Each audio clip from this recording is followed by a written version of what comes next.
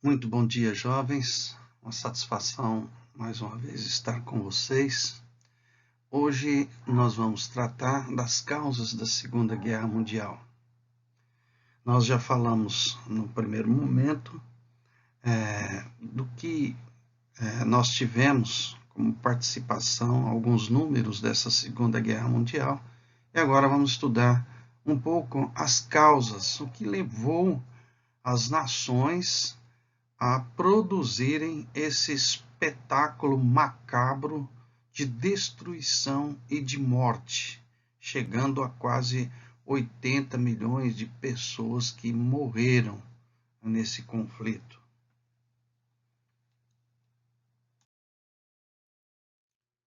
Uma das causas principais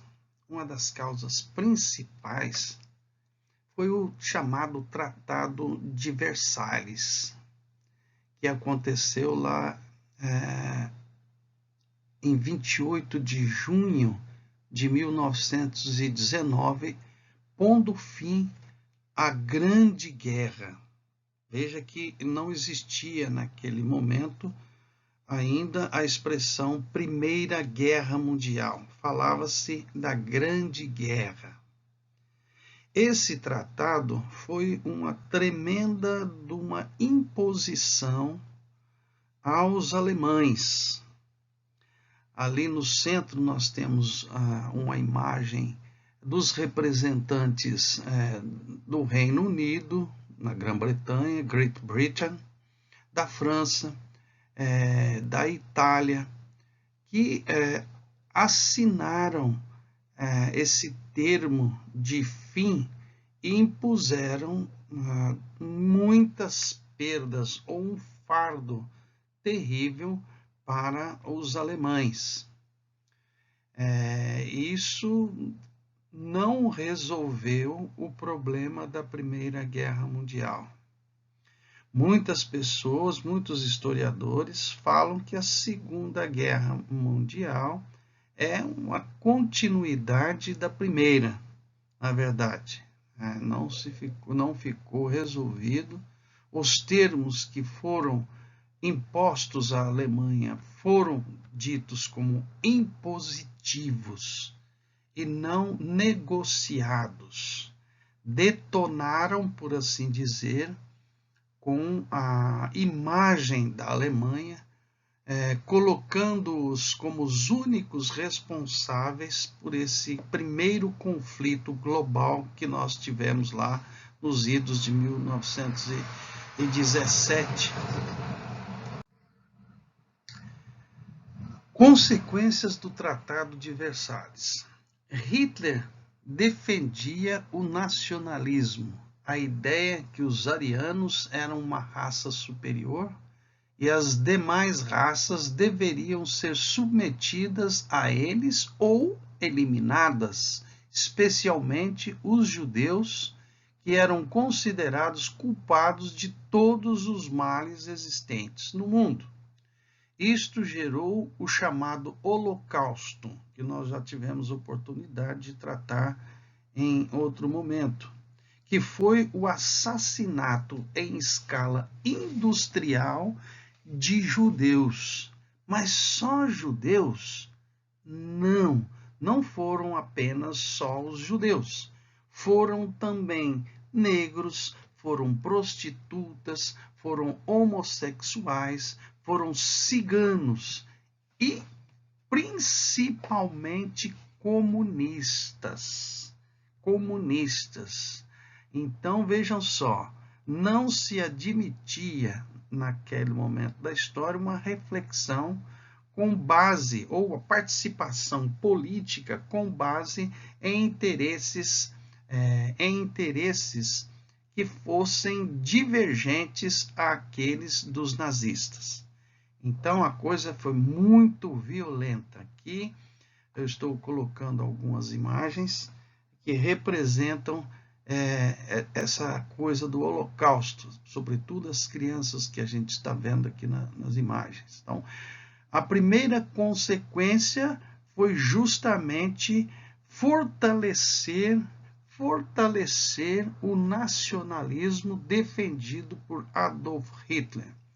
Na Primeira Guerra Mundial, Adolf Hitler era um soldado e ele ficou ressentido com tudo aquilo que foi objeto de apreciação no Tratado de Versalhes. Na Alemanha, as cláusulas do documento foram consideradas humilhantes. A opinião da sociedade alemã com os termos foi resumida pelo historiador Richard Evans. O professor historiador Richard Evans, vocês têm aqui do lado a imagem dele e o livro onde ele produz toda uma série de observações e de reflexões sobre o Tratado de Versalhes. Ele diz assim: o senso de ultraje e incredulidade que varreu as classes médias e altas alemãs como uma onda de choque foi quase geral e teve impacto maciço também sobre muitos operários apoiadores das social-democratas moderados. A maioria dos alemães sentiu de repente que o país havia sido brutalmente expulso da categoria das grandes potências e coberto com o que se consideravam uma vergonha indevida. O Tratado de Versalhes foi condenado como uma paz ditada, imposta de forma unilateral, sem possibilidade de negociação. Imposto por quem? Pelas nações, pela a França, pela Itália e, sobretudo, pelo Reino Unido, pela Grã-Bretanha, que naquele momento desfrutava, digamos assim, da categoria de superpotência na época. Aqui nós temos do lado esquerdo a imagem desse tratado de paz da Primeira Guerra Mundial. A figura do chanceler Philipp Schneiderman, uma pessoa que teve um significado muito grande. Ele foi um dos políticos que conseguiram estabelecer na Alemanha uma república, saindo da condição de monarquia para a república. Ele foi um dos primeiros chanceler daquele país.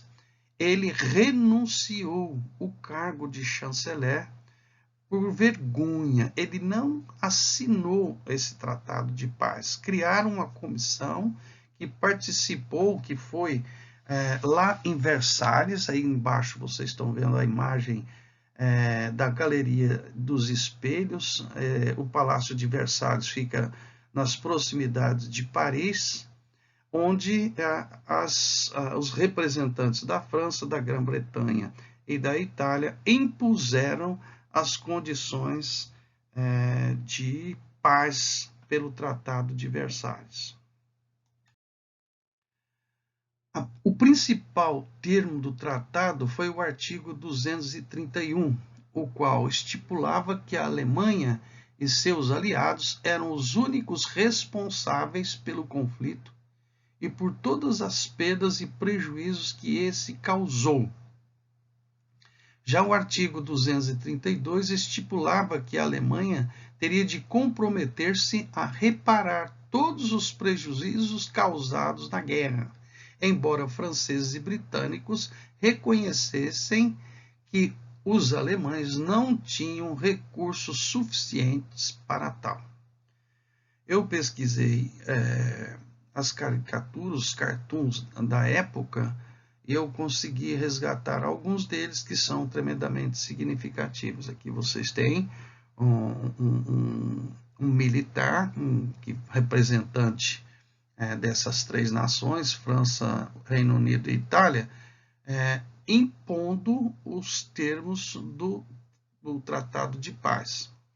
uma reparação da ordem de 55 bilhões de marcos alemães, o que fez com que tudo isso resultasse no fortalecimento do nacionalismo que era defendido por Adolf Hitler. Aqui vocês estão vendo de dentro do rolo de papel do tratado, que mais parece um esgoto, saindo a figura de Adolf Hitler.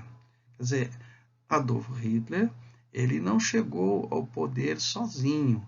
Ele foi uma pessoa que soube interpretar o sentimento dos alemães naquele momento da história e se ascendeu ao poder, subiu ao poder, chegou ao poder, é o cargo máximo daquela nação, chanceler, através daquilo que foi imposição, que foi absurdo para os alemães, o Tratado de Versalhes. Quer dizer,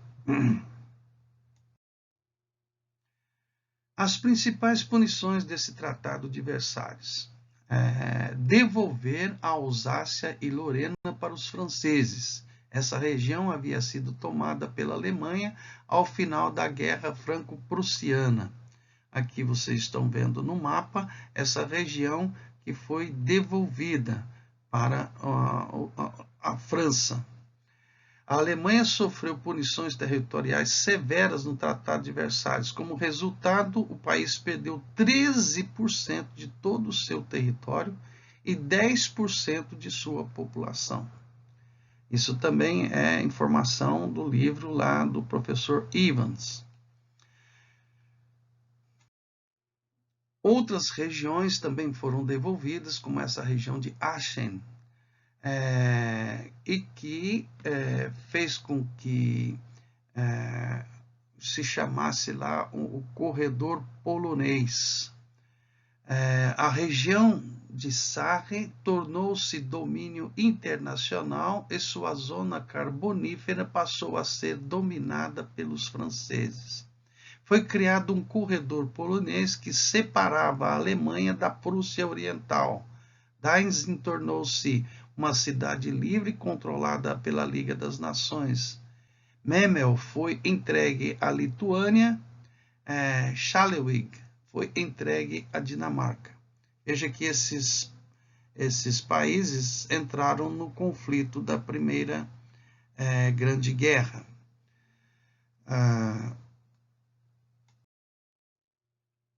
Além disso, os alemães também tiveram de aceitar os seguintes termos: a Áustria ficou proibida de unificar-se com a Alemanha, os Sudetos, antigo território austríaco, foram transferidos para a Tchecoslováquia, que também tinha sido objeto de invasão no primeiro momento da Segunda Guerra Mundial.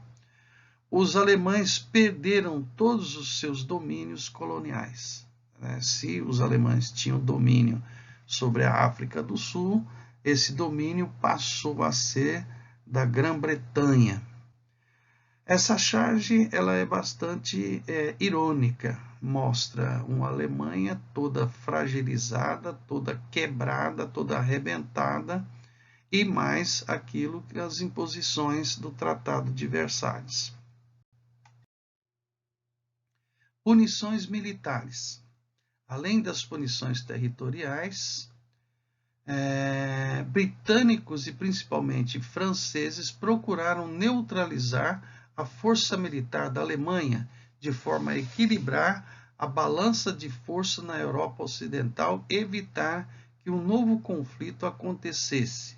As principais imposições militares aos alemães foram proibição de promover recrutamento militar, proibição de ter mais de 100 mil soldados, proibição de ter marinha de guerra, proibição de ter aviação de guerra, proibição de ter tanques e artilharia pesada. A região da Renânia deveria permanecer desmilitarizada e as construções militares existentes nela demolidas. Nas questões militares, também foram obrigados a destruírem 6 milhões de rifles, 15 mil aviões e 130 mil metralhadoras. Isso resultou na desobediência. Nós estamos vendo aqui uma charge, uma senhora acusando para o guarda de que existia um cidadão que estava super armado e que eles estavam enfrentando uma situação de desobediência por parte, e aqui a figura que estava desobedecendo isso chamava-se exatamente Adolf Hitler. Punições financeiras.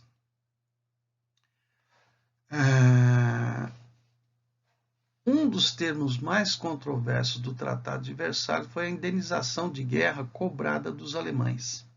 Os termos do tratado estipularam que os alemães deveriam pagar cerca de 20 bilhões de marcos alemães em ouro, em valores da época.